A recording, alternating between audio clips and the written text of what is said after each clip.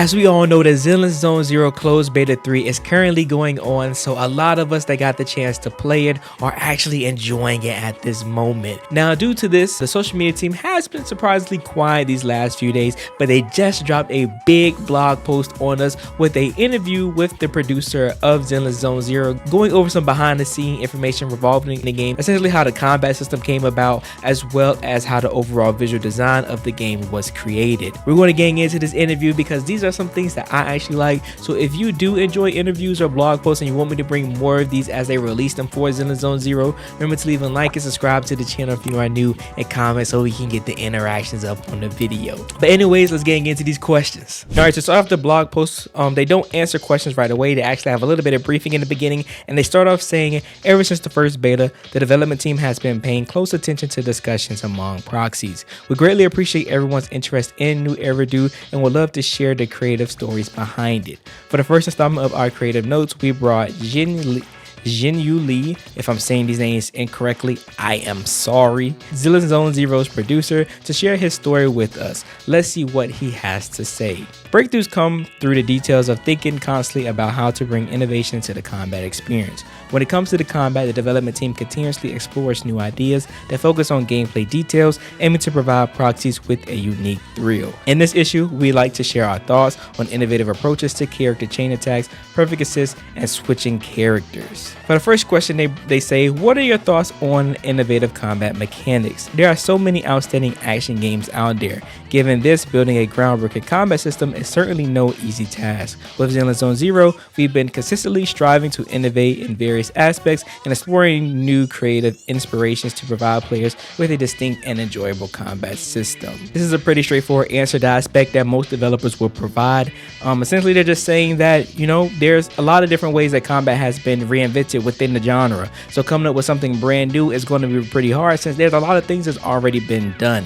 This is not only with Zenless Zone Zero, but this is with even upcoming games like Withering Waves or Genshin Impact, or even something that's outside of the action gameplay realm like Honkai Star Rail. None of these games are really doing anything brand new. They are just innovating and starting off from things that people have already developed and adding their own little flair and twist to it, which is essentially what Zenless Zone Zero is doing. They aren't essentially adding anything brand new, but they are adding their own flair to it, making the game feel like its own identity, which honestly, that's all you should be aiming for, or that's all it really needs to do and aspire for it to be a good game. What approaches were explored during the early stage of development?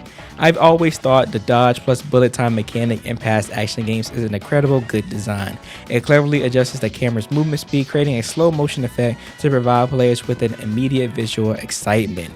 The chain attacks mechanic between our characters is designed with the same principle of instant satisfaction through slow motion. If dodge plus bullet time is considered a defensive action, we transformed it into an offensive action to complement Zenless Zone Zero's fast-paced combat. This is something that I actually loved about Zenless a lot when first seeing it, was that how the game is normally viewed as a fast-paced, high-octane combat game that's it's easy to pick up, but it is very engaging because of the speed of it and the fact that you have these slowdown moments that allow players to readjust themselves and see what's actually going on when the pacing gets a little hectic, gets a little too fast. I love those forms of pace breaks because it's not like it takes a long time or happens forever. It's just those small moments when it does occur.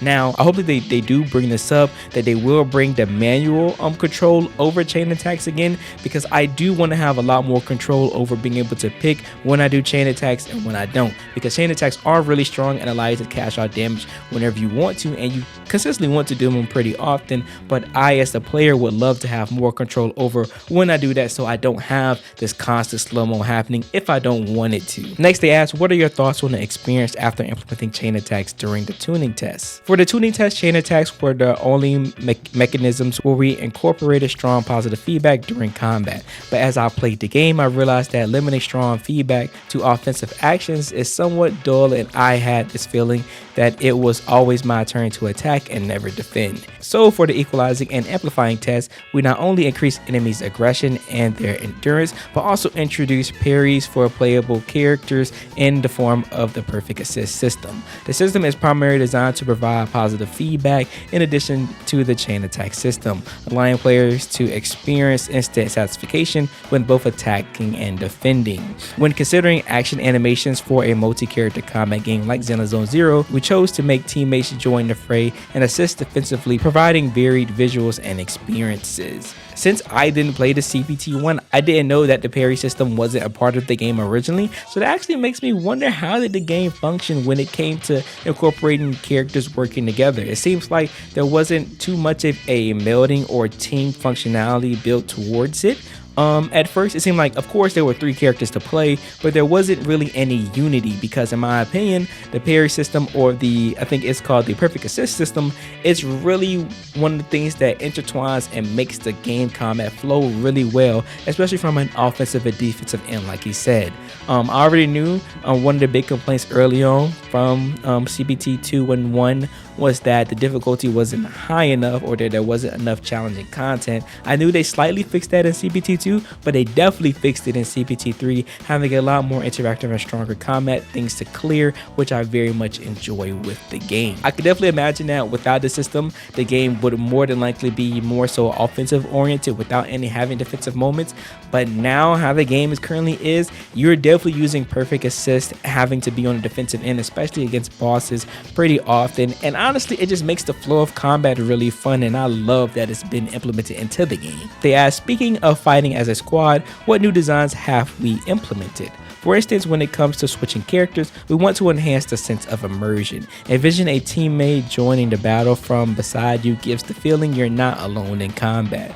We place great importance on team combat. In addition to switching out characters, why do teams enter the scene to execute chain attacks after the mechanism is triggered, while our defensive assists also carried out by teammates? The essence of these actions lies in multi-character combat, which further highlights the concept of teamwork, expressing visuals that one is skilled at and passionate about and striving for excellence. Speaking of Zenless Zone Zero's unique feel, another aspect often brought up is its rich visual style. Moving on, let's talk about your thoughts on the overall visual style, graphic design, and UI design. So before we get into any of that, let's break down one of the things that it asked was about the team functionality of the game. One of the things that I love that he brought up, or at least questioned, was the reason why teammates, or why the game is so team oriented the way it is. What I like about this is that you can tell that the whole design philosophy for introducing these new things was that they wanted the game to constantly feel like that your teammates are always involved.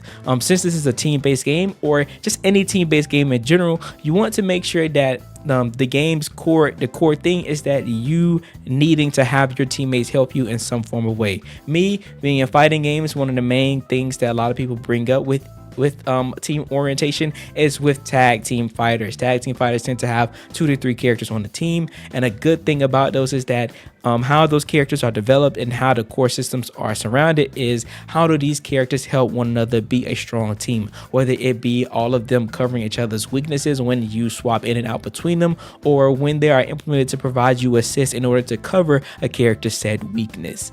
And I think that's one of the things that they really kind of honed in with Zenless Zone Zero is that, okay, what does this character excel at? What are their weaknesses? Or not more so what are their weaknesses? How do we make it so that when you are on the defense, or that a character needs to be switched out and you need to maintain a whole momentum, how are we able to implement these characters that help you maintain and hold those implementations? And I think that's a very good thing that they've done so far, is that whenever I'm on my back foot and I feel like I can't do anything, I still remember that I have the perfect assist system to call my teammate in to help me, which brings me to a point where I think they need to do a better job in enhancing on what are character weaknesses, or essentially what characters aren't good at within this combat system, and how do we build teams in order to cover those weaknesses.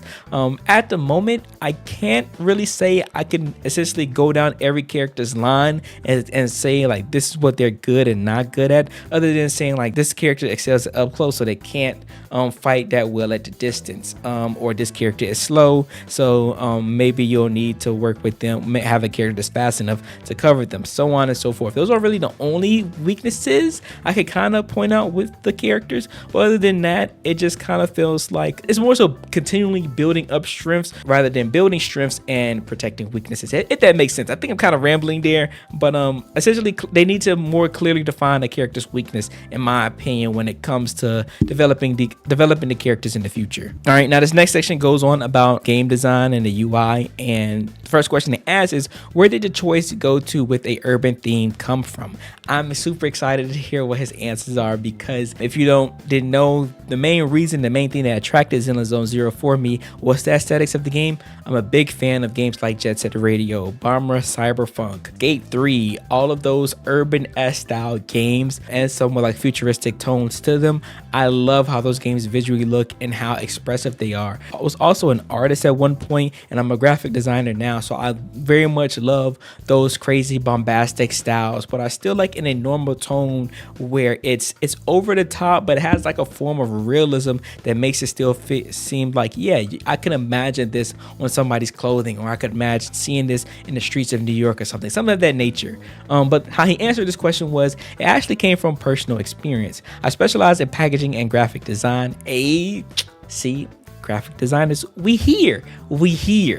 And an urban theme provides ample opportunities for team members to unleash their creativity. Everyone is doing what they love and are skilled at, which is why we came together to create Zenless Zone Zero. Building on this foundation, our goal is to enhance the sense of immersion, to bring players closer and establish a connection between the content we want to convey and daily life. And I think they did an amazing job with this. Again, the art style direction that they went with is this urban tone allows it to feel very relatable and very much realistic, but allows them to have enough creative room to get pretty crazy with.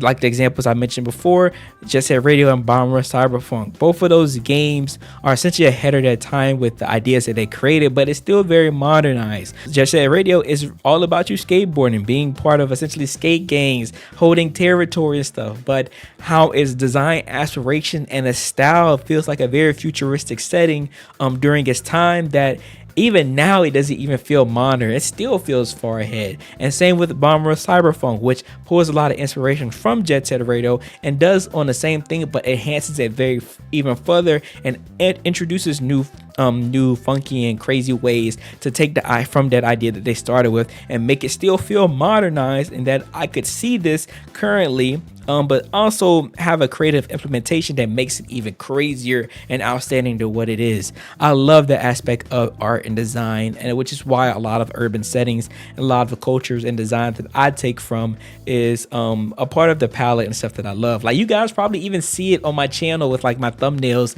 and my banner, and like all of those are things that I create myself, and you guys can easily probably see the inspiration from that, not only from Zenless itself, but just that's like the art style that I love to go for. It just looks super clean and cool. Next, he asks, we can see a lot of graphic design elements within the game, such as graffiti on 6th Street. What makes the aspect so important? I think a good urban theme relies heavily on numerous signs and advertisement, so good graphic design is something we wanted to prioritize with creating urban themed content. One challenge is the absence of natural landscapes to enhance the atmosphere, so we focus on architectural and brand graphic design using common everyday elements to provide immersion. With that said, aside from ensuring top quality scenes, attention to detail in UI was also essential. For example, in the early stages of development, we were contemplating how to blend new concepts and produce visually stunning characters. At the time, our team consisted of about 10 members, and with limited personnel, we needed to decide carefully where to allocate animations and artistic resources. So we came up with the idea of using high quality visuals packaged with minimum animated transitions, and experimented with them in a frequent use character development interface to highlight the different character traits. This was actually really smart of them. So if that sounds like a lot of jumbles, y'all, essentially what it sounded like they did is that we already had the character models made, we already had them animated, so why not put them to use with our artistic vision within the UI to make it take up space but also look visually appealing, while also essentially making sure that we're using all the resources that were created due to them having such a small team in the beginning. And I think that was super smart. If you guys don't know, there was an interview back around Honkai Star Rail being released, and the HoYo team, they actually went to visit Atlas. These are the people that created Persona or the SMT series, and one of the big things that Atlas prides themselves on is having very good UI design. You are easily able to notice this within a lot of their recent installments like Persona 5 and Persona 3 Reload. They themselves pride on like having such a visual style, not not only through their character designs, animations, and cutscenes, but whenever you traverse menus, because they believe some of the main aspects when it comes to RPGs, you're going to be going through a lot of the menus really often. So if you're going to be doing so, why not make those dynamic, visually pleasing, and not such a bore to go through? Make them very enticing and exciting to see. Hey, I clicked the pause menu. This looks really sick. And this is the type of feeling that I get from the Zenless team when traversing through some of the menus within the game. It's not every menu, but it's in the positions where it counts, especially when it comes to the character menus. I love how the characters transition between different poses whenever you go to different sections, so like your skills, your equipment, and just the overall character stats as a whole. It looks really good. It's simple, but it maximizes the game appeal, and it just I don't know, it's just something that I love so much. I also didn't expect to know that the team was actually as small as it was, but I did somewhat hear that the team making this is a culmination of a lot of the other gacha games that they made in the past, and it all kind of came together to make ZZZ. That's what I've heard. I don't know if it's true, but it would ultimately make sense since they are stating that it was only originally 10 members a part of the team when first developing ZZZ at the beginning. And the next and final question that he brings up, and states that this feature attracted a lot of attention during the tuning test. What were your main considerations during the design process? There are many discussions at the time about the presentation of details. Showing complete character movements would make them more dynamic, but I was also contemplating how to complement them with suitable camera angles to define the characters. With such a comprehensive page, we also need to consider both graphic elements and composition. Due to the dense layout of information on the right, the composition of the character display on the left needs to be as relaxed as possible to achieve a more balanced overall visual effect. While this may be a small feature, we hope it offers a distinct experience going forward, and we'll continue to adhere to this mindset and leverage the team's creativity to further improve the game's content.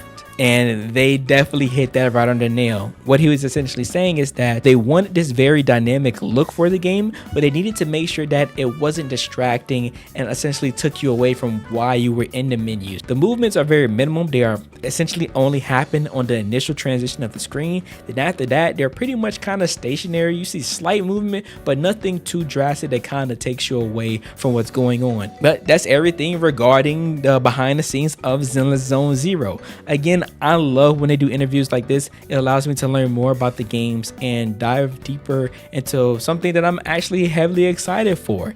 If you guys want to see more of these, let me know in the comments below, and every time they do a developer blog like this, we'll make a video. I'll make it comprehensive for all of us to enjoy, so you guys don't have to read it. You can just listen to my voice and me go through and also give my feedback on the things that they are saying. I hope this is more so not only providing interview and information on the things that they develop, but I hope this is a way for them to provide changes and stuff that they're currently actively working on that maybe we haven't experienced already. Anyways, I appreciate you guys for all your love and support. Remember to leave a like and subscribe to the channel if you are new, and also remember, believe in the you that believes in yourself. And I'll see you guys in the next video.